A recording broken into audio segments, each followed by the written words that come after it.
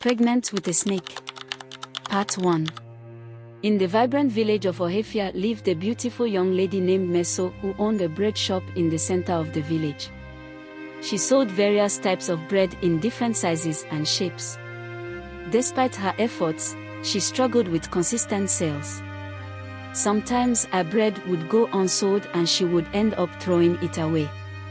Her neighbor, the popular Mama Stella, had been in the bread business for over 10 years.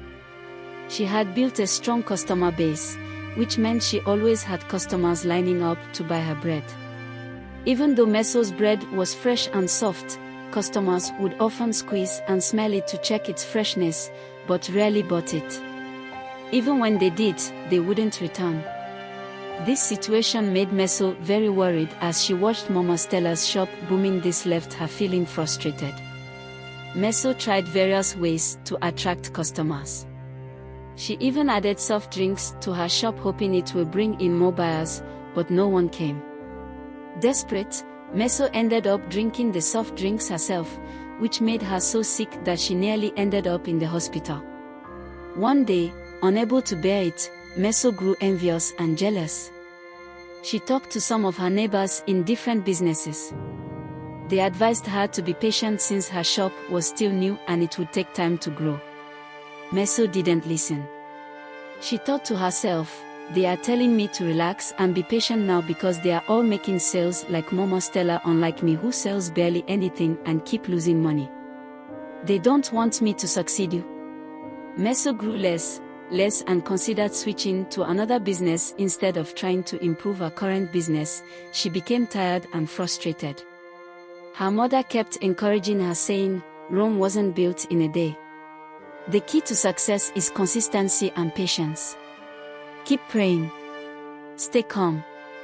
Work on your business and wait for the right time. One day, while Meso walked in her shop feeling defeated, a beautiful woman arrives in a shiny car. She came into the shop and bought a lot of bread. Meso was happy as it was the first time she made a good sales. She danced around her shop hoping Mama Stella would hear her success. The beautiful woman kept coming back buying large amounts of bread each time. This made Meso feel better and less worried.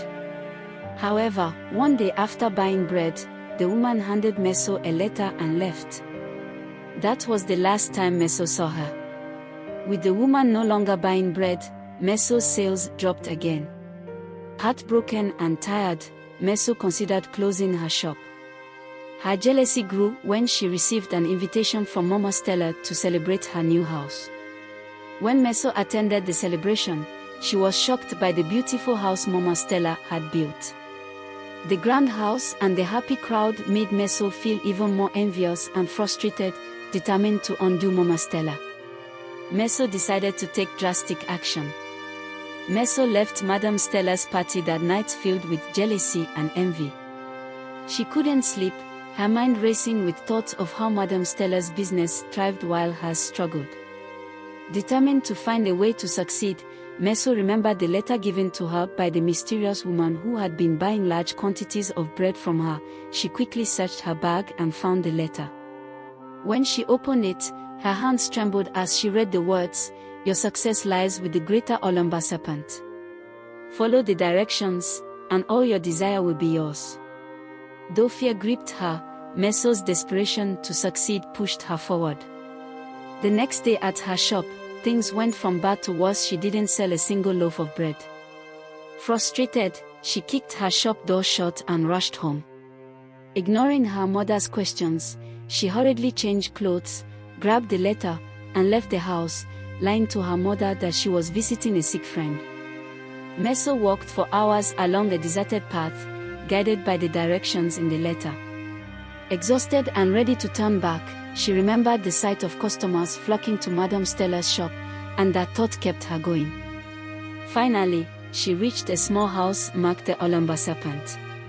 Curiosity and fear battled within her as she entered the house. To her shock, the beautiful woman who had given her the letter sat on a grand throne, surrounded by other women with snakes draped around their bodies. Before Meso could react, the door slammed shut. Welcome, Meso, the woman said with a chilling smile. "I've been expecting you." Messo's heart pounded as the woman continued, "What is it that you want, child? Speak your desires." Trembling, Messo replied, "I want money, a beautiful house, and customers who come from far and wide just like Madame Stella's." The woman laughed coldly. "Your wishes will be granted. But remember, nothing comes without a price. The greater Olumba serpent has a need to spend the night with you."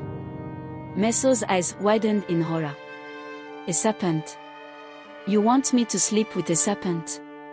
"There's no turning back now," the woman said. "You came here because you wanted everything, and now you shall have it. But first, you must fulfill the serpent's desire." Without warning, Messo was led into a small, dark room where the greater Olumba serpent awaited. She tried to resist, but with its supernatural powers, the serpent had its way with her. The next morning, Messo woke up in her bed, confused and trying to remember what had happened. Her body felt different, and she couldn't shake the feeling that something strange had occurred. Her mother had already left the house earlier to report her being missing to the king, worried about where she had gone. After several days of resting and trying to piece together what she had been through, Messo finally decided to return to her shop. Messo woke up early one morning, feeling excited to go to her shop. She had already remembered everything that had happened with the Olumba serpent. She felt scared and ashamed but decided to push those feelings away.